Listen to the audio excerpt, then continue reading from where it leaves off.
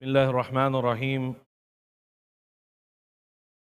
الحمد لله الذي فضل سيدنا ومولانا محمدا صلى الله عليه وسلم على العالمين جميعا. أشهد أن لا إله إلا الله وحده لا شريك له، وأشهد أن سيدنا وسندنا وحبيبنا ونبينا ومولانا محمدا عبده ورسوله صلى الله تعالى عليه وعلى آله وأصحابه وأزواجه وبارك وسلم. أما بعد، فقد قال الله تبارك وتعالى في القرآن العظيم بعد أعوذ بالله من الشيطان الرجيم بسم الله الرحمن الرحيم ومن أحسن دينا ممن أسلم وجهه لله وهو محسن واتبع ملة إبراهيم حنيفا واتخذ الله إبراهيم خليلا. آمنت بالله صدق الله العظيم وصدق على رسوله النبي الأمين الشفي الكريم ونحن على ذلك لمن الشاهدين والشاكرين والحمد لله رب العالمين. ببركة إن الله وملائكته يصلون على النبي يا أيها الذين آمنوا صلوا عليه وسلموا تسليما. Through Sharif all together, Allahumma salli wa sallim wa zid wa barik ala Sayyidunna Muhammad وما تحب وترضى لمن تصلي عليه صلاة وسلاما عليك يا حبيبي يا رسول الله صلى الله عليه وسلم. Bismillahir Rahmanir Rahim. All praises are due to Allah subhanahu wa ta'ala, our creator, our khaliq, our malik.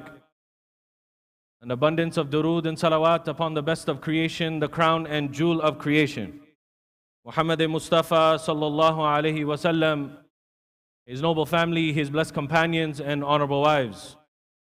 Respectable ulama kiram, brothers in Islam, honorable elders, lovable youngsters, Assalamualaykum wa rahmatullahi wa barakatuh. As we approach the 10th of Dhul Hijjah, last week Sheikh Amir spoke about the blessed 10 days of Dhul Hijjah and how the 10 days of Dhul Hijjah are the greatest 10 days in the entire year. But why are they great? And who are they attached to? And what is the nisbat that brings us as Muslims together in these 10 days? And in whose remembrance are these 10 days? A blessed sunnah of that our Prophet, our beloved of Allah, Nabi Muhammad sallallahu alayhi wasallam associated his blessed sunnah with. It was none other than Abu Anbiya, Khalilullah, Sayyidunna Ibrahim alayhi salatu wasalam. After the Prophet alayhi salatu wasalam, there is nobody that has gone through more trials and tribulations than Sayyidina Ibrahim Khalilullah. The struggle that he went through, the tests and tribulations that he went through. And he is that esteemed Prophet of Allah, that on the 10th of Dhul Hijjah, we practice his sunnah, his family sunnah. And we honor and revere the father of all the prophets, Sayyidina Ibrahim. Now, who is Sayyidina Ibrahim? Every part of his life was a test by Allah subhanahu wa ta'ala. I take you to his birth. Sayyidina Ibrahim Khalilullah's birth was not ordinary like me and you. This also, Allah subhanahu wa ta'ala had to make it different. He had to make it known that who I'm sending to this earth is different than me and you, is different than anyone that he has sent before. There had to be a distinction that this Nabi of mine, this Khalil of mine, is going to be different than anybody else. He grew up in a time, he was born in a time where there was a man who thought he was a god, Nimrud. That you would go into Babylon and you have to make sujood to his idol before entering into his city. He had a dream, Nimrud. And in this dream, he had the dream similar to Pharaoh in the time of Sayyidina Musa. And he said that someone in his area will come, grow up, and overtake his rule. He considered himself a god. but he couldn't interpretate his own dream. So he called his people, the closeness to his cabinet. And he says, I've had this dream for the last 3 days. Tell me what it means. The people around him, his cabinetry around him, said that there is going to be someone who will be born in your area of Hakumat that will overtake. He will be a man of God. So he ordered the killing of every child. He ordered every husband to stay away from his wife. He ordered that no husband was allowed to go to his wife. Can you imagine the zulm that he was doing upon people? Every male child was killed. Every baby that was born, and if it was a male, was killed. But in the stomach of Sayyidunna Ibrahim, Khalilullah's mother was Allah's Khalil. Now what would have happened if Sayyidina Ibrahim's mother would have given birth in the time of Nimrud? Sayyidina Ibrahim would have been killed. The miracle that Allah subhanahu wa ta'ala bestowed upon this family, Al Ibrahim, not just what came after Ibrahim, but his father as well, Sayyidina Tariq, and his blessed wife, that for 9 months his blessed mother did not show growing of the stomach. Ordinary women, 6 months, 7 months, 8th month, 9th month of pregnancy start to show that there is a baby in the stomach. The way she was in the 1st month is the way she looked in the 9th month. Time came, she told her husband that I think it's time that the baby is going to come out. So they left that area, and Sayyidina Ibrahim Khalilullah was born in a cave. And what a beautiful child Sayyidina Ibrahim was. But she couldn't take Sayyidina Ibrahim back to the village, because Nimrud would have killed him.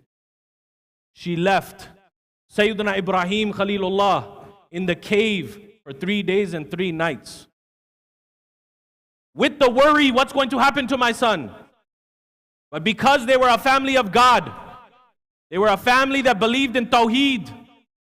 When she left, she said, Fi imanillah, I leave them under the supervision and guidance of Allah Jalla Jalaluhu. She comes back after 3 days and 3 nights. Seconds, he was just born and left. 3 days and 3 nights have gone by. On the 4th day, they come back, the parents, and see that all animals are surrounding the cave. And seeing not ordinary animals. We're talking about a jungle. We're talking about where there's no civilization. Animals that me and you would see and run the other way surround the cave. And Sayyiduna Tariq says, we should go inside. What happened to our child? And inside, after 3 days and 3 nights, worrying about who will provide for my son, how will he eat and drink? Allahu Akbar. Sayyidina Ibrahim Khalilullah, as an infant, after 3 days and 3 nights, sitting in the cave, sucking on the thumb, and milk was coming out of the thumb. When you say that I left you for Allah, I left Allah up to you for your guidance, then it is Allah subhanahu wa ta'ala that will take care of his Khalil. Allahu Akbar. Now Sayyidina Ibrahim is left. He can't bring a child back to the village. Years have gone by now. And Sayyidina Ibrahim is now 12, 13, 14 years old. Now he looks like everybody else in the village. Now he comes into the city of Babylon. And in the city of Babylon, what happens? The test now starts to begin. Tell me who my Khuda is. He asked, what? Who is my Lord? And they said they would go to Azar, his uncle. And they said, this is your Lord. They would show him a statue of a made-up God for them. This is your God. He said, this can't be my God. He would take this, Ibrahim alayhi salatu wasalam would take this idol and throw it into dirty water and said, he can't give you benefit, nor can he cause you harm. He can't even save himself. And because his uncle, and this was his business, selling gods. Can you imagine? Selling gods was his business. And he would say, are you causing harm to my business? I sell these gods. Sayyidina Ibrahim would throw them into the river and said that if you can swim, I will believe in you. If you can save yourself, I will believe in you. He would bring food to them. He says, eat. Eat in front of me. Do something. I am hungry. Provide me food. I am thirsty, Sayyidina Ibrahim would say. Provide me drink. They cannot be my God. Now the entire village, except for the family of Sayyidina Ibrahim, mother and father, were non-believers. They were gone for a festival. Mashur Vakya.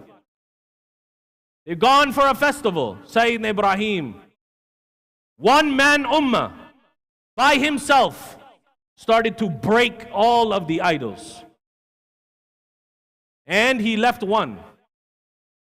The main one that they used to worship, they left it. The axe that he used to break them with, the hammer that he broke them all with, he tied it around their neck. Everybody comes back and saw that it was all of their gods were decimated. Everything was broken, everything was torn apart, except for one. And they said, Ya Ibrahim, did you do this to our gods? Ibrahim, because he was a man of God, he says, that one over there with the axe around his neck, ask him. He should know.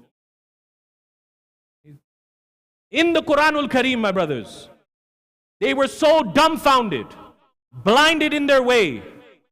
They returned the jawab to Sayyidina Ibrahim.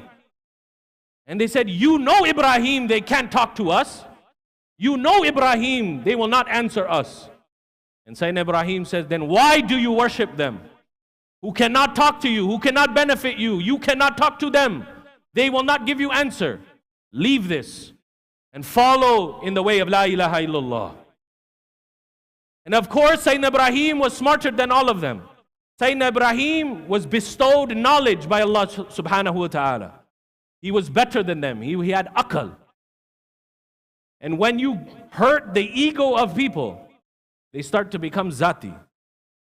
They cannot beat you with their akal. They start to become personal. They attack you personal. And now what do? Let's take you to Nimrud. And this was another test. By himself, the Prophet ﷺ said, what is the greatest jihad? That you stand in front of a tyrant ruler and you tell them the haqq. Sayyidina Ibrahim by himself, in front of Nimrud, this demigod. Everyone worshipped him. He wasn't a god to Sayyidina Ibrahim. And he says, why don't you believe in us, Ibrahim? Why don't you believe in my authority, my power, my strength? What is it that your God has that I cannot do? Sayyidina Ibrahim says, my God gives life and he takes life.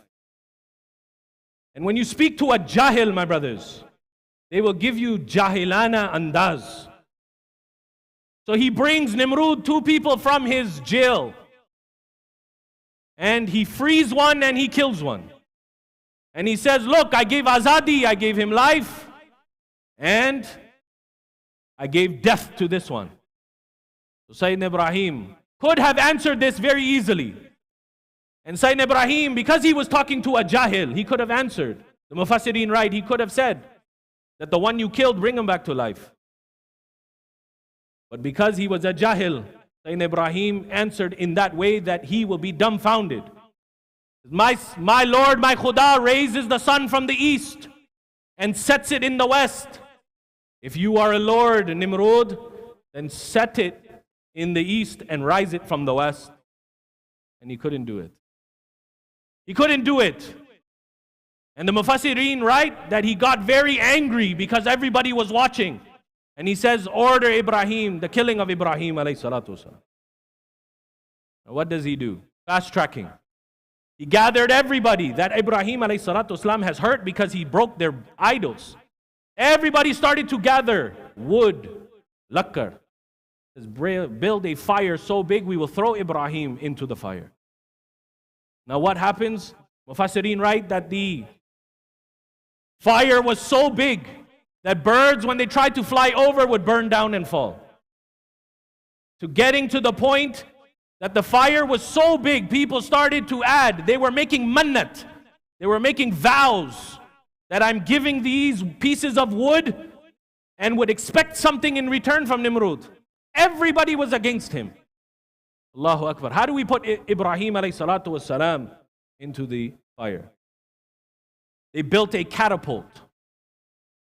when they built this catapult for 1 month, they were building the fire, building the catapult. Here Imam Jalaluddin as-Suyuti rahimahullah ta'ala, he mentions that Allah ordered the malaika to help not make the catapult successful. So what did they do? On one side you had the people of Nimrud pulling the catapult to put it in place. On the other side you had the malaika holding it firm. And Iblis came. And Iblis ordered the women of that area to come and help pull for the people of Nimrud without hijab. They removed their hijab from them. The malaika left. Now what does this mean for us, my brothers? The Mufassirin write that if you want barakah, then make sure that our women are beparda. Because where there is no parda, there will be no mercy from the malaika. This is what we can learn from this. The catapult was built. Sayyidina Ibrahim was thrown onto the catapult. The catapult launches into the sky. Sayyidina Ibrahim goes into the fire.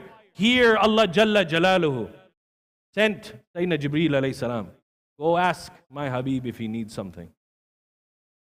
Malaika said, Ya Allah, your Khalil is on a catapult. He's into the fire.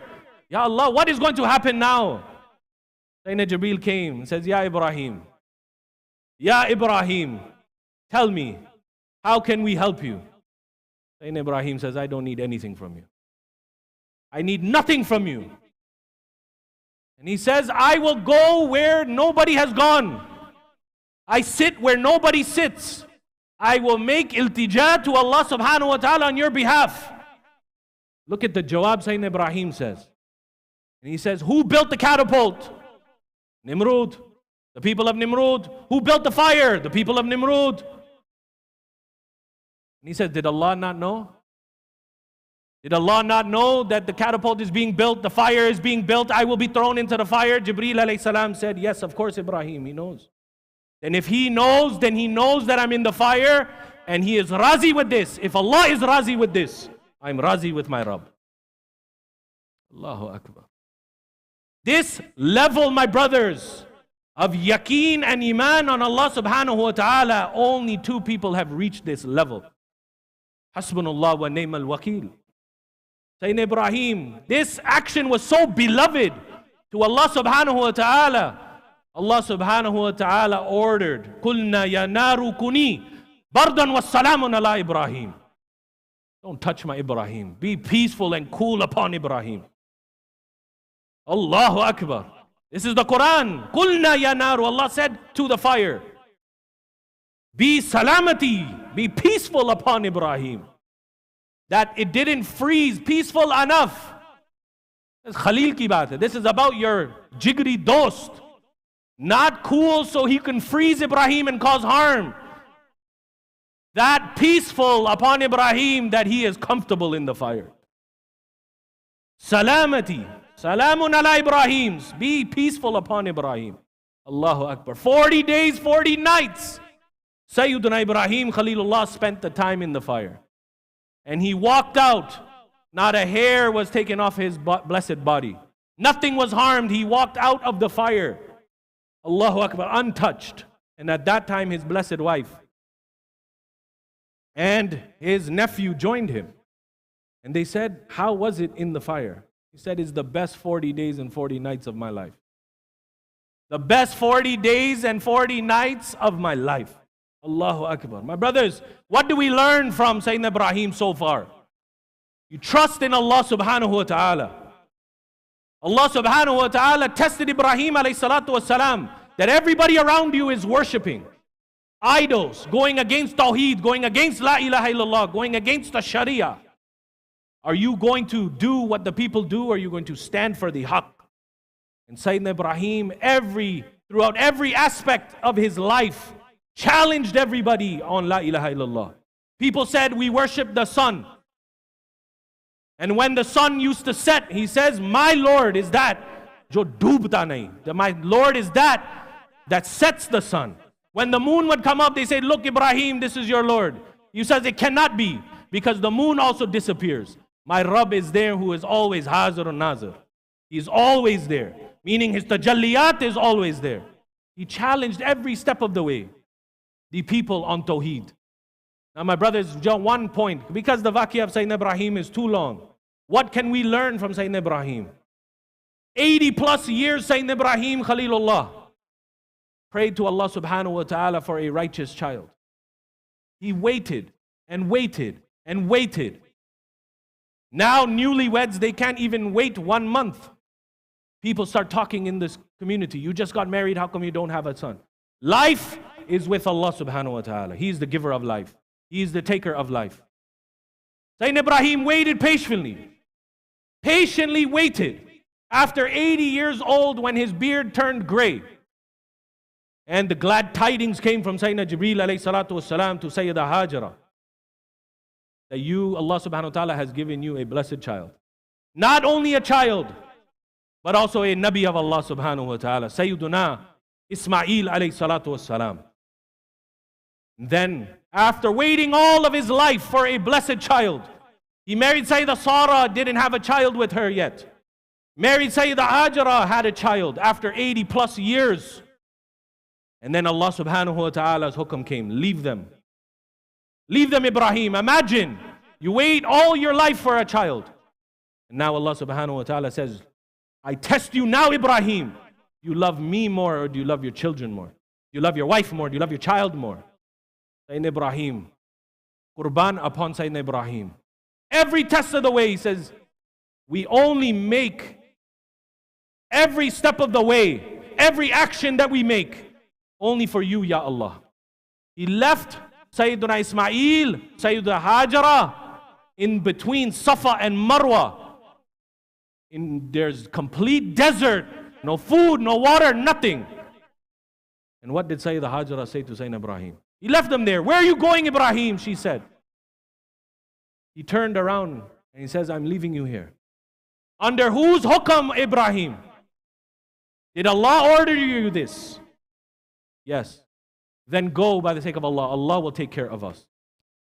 His family, the tarbiyat that Sayyidina Ibrahim gave to his family, the understanding of what Sayyidina Ibrahim believed in.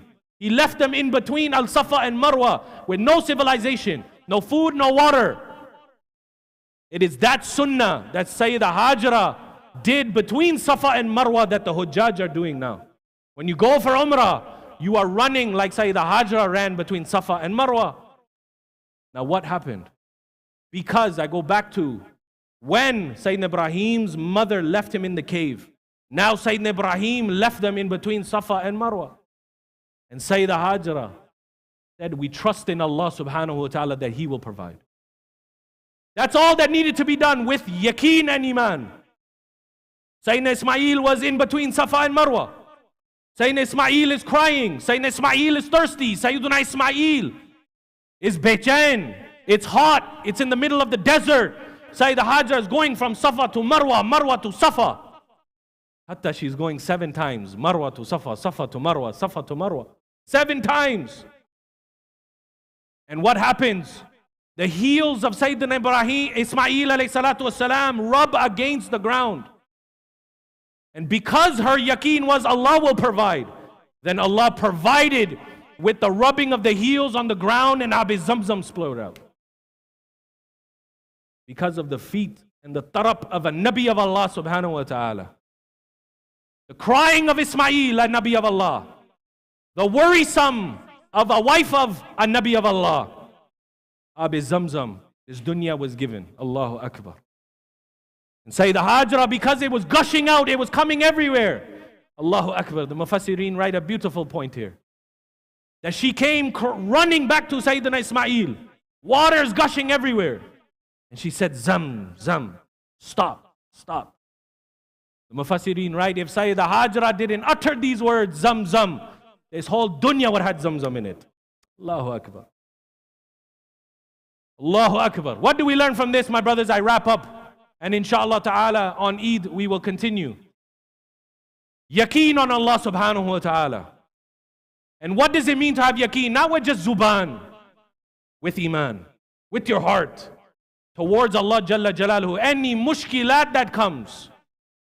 الَّذِينَ إِذَا أَصَابَتْهُمْ مُصِيبَةٌ قَالُوا إِنَّا لِلَّهِ وَإِنَّا إِلَيْهِ رَاجِعُونَ. Any musibat that comes to you, any mushkilat that comes to you, trust in Allah. Don't trust in another person, trust in Allah. Don't trust in your friends to help you, trust in Allah. That He will provide a way, a wasila. He will give through how He gives, but He will give. Sayyidina Ibrahim trusted in Allah in the fire.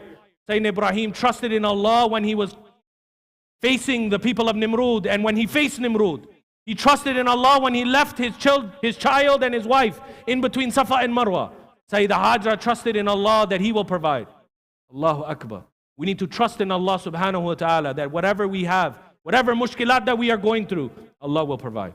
We ask Allah subhanahu wa ta'ala to continue to elevate us in our understanding of the Quran and the Sunnah. We ask Allah subhanahu wa ta'ala to provide for the ummah. We ask Allah subhanahu wa ta'ala to safeguard the ummah.